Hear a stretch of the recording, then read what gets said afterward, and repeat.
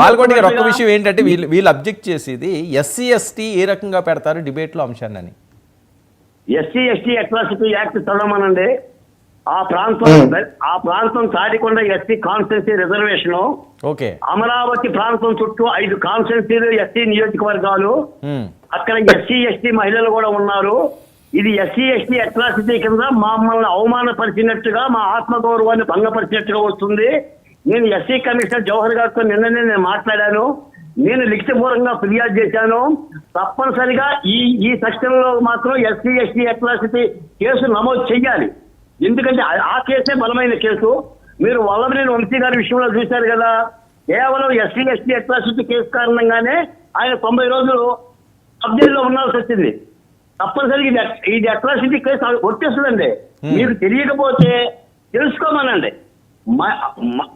ఎస్టీలని ఈ రోజున మీరు పొలం పేరు మీద దూషించినట్టుగా ఆ మహిళలు కూడా అవమానపరిచినట్టే. అయినా కూడా ఇది ఎస్సీ ఎస్టీ మహిళలకు వర్తించేదే కాదండి, రాష్ట్రంలో మహిళా తల్లులందరికీ వర్తించేది. మనం ఎన్నో రాజకీయ పార్టీలు పెట్టుకున్న వాళ్ళు, మీ పార్టీలో కూడా మహిళలు ఉన్నారు, మీ పార్టీలో మహిళా మంత్రులు ఉన్నారు.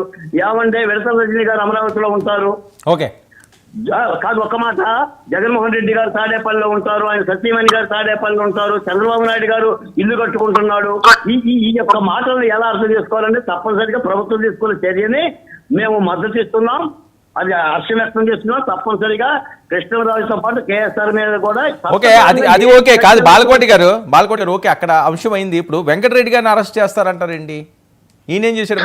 కాదండి, వెంకటరెడ్డి గారిని ఇదే డిబేట్ లో అలా మాట్లాడతాం తప్పు అనే మాటలు అనమనండి, దానికి క్షమాపణ చెప్పమనండి. ఆ పార్టీ ప్రతినిధిగా ఇప్పుడు ఆయనేమి బయట వ్యక్తి కాదు కదా, కేఎస్ఆర్ గారు వాళ్ళ యొక్క అధికార ప్రతినిధి కదా, అధికార ప్రతినిధి హోదా లేకపోయినా ప్రెస్ అకాడమీ చైర్మన్ గా చేశారు కదా, దాదాపుగా ఆ పార్టీ తరఫున వాయిస్ ఇస్తున్న మనిషి ఆయనే కదా.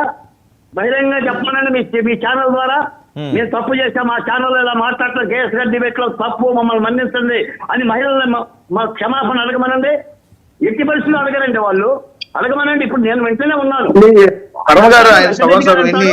పట్టుకొచ్చి నేను 2 రోజుల నుంచి ముచ్చుకుంటా చెప్తా ఉన్నాం, ఎవరు మాట్లాడినా అట్లాంటి తప్పే అండి, దాన్ని తీవ్రంగా ఖండిస్తున్నాం. దానికి టీవీ వాళ్ళకి ఏం సంబంధం ఉంటది, దానికి అక్కడ ఉన్న యాంకర్ కి ఏం సంబంధం ఉంటది, దానికి సాక్షి యాజమాన్యానికి ఏం సంబంధం? తెలుగులో వాళ్ళకి చెబితే అర్థం కాదు. వీళ్ళ కోసం సపరేట్ భాష సృష్టించాలంటే చదువుకున్న ఆ భాష ఎందుకు చెప్పమనండి. నేను ఆయన నాకు వినకపోతే ఎట్లా? పెద్దాకలు వచ్చి ప్రతి ఒక్కరు ఫోన్ చేసి చెప్పాలా అమరావతిలో? మీకు ఒకరికి ఇంకోలో ప్రతి ఒక్కరు ఫోన్ చేసి క్షమించమని అడగాలి, క్షమించండి. ఏంది అసలు? దేని గురించి నేను అడిగింది క్లియర్ గా, అతను ఎవరైతే సీనియర్ జర్నలిస్ట్ ఆయన కృష్ణరాజు మాట్లాడింది తప్పు, దాన్ని ఎవడు సమర్థించడు.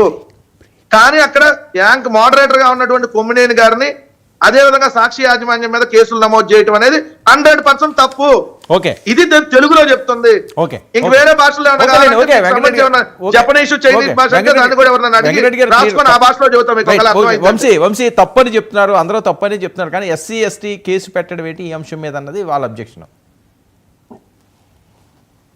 సార్ కొమ్మినేని గారి కేసు పెట్టినా తప్పు, ఎస్సీ ఎస్టీ కేసు కాదు, ఏ కేసు పెట్టినా తప్పే. అసలు వంశీ మ్యూట్ లో ఉన్నారు మీరు.